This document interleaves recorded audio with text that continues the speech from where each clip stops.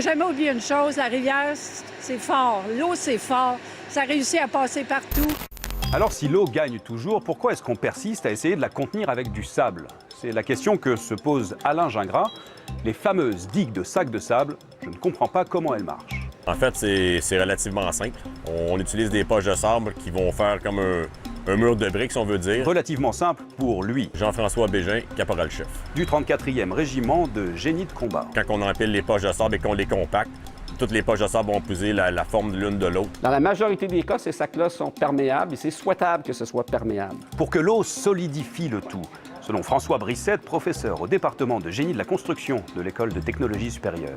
C'est très important qu'on puisse très bien les compacter pour que la jonction entre les sacs devienne le moins possible un joint de faiblesse. Si on met une seule rangée de sacs, ça peut contenir environ 30 à 40 cm d'eau maximum.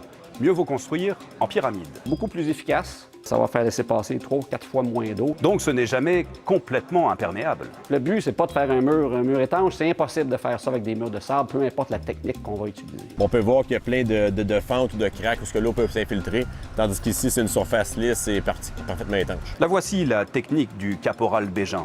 Entre l'eau et les poches de sable, on ajoute une couche de plastique polythène. Une différence d'au moins 50 cm devant et derrière la digue. Le reste, il faut le pomper ou le souffler. Bref, comment être efficace avec les moyens du bord.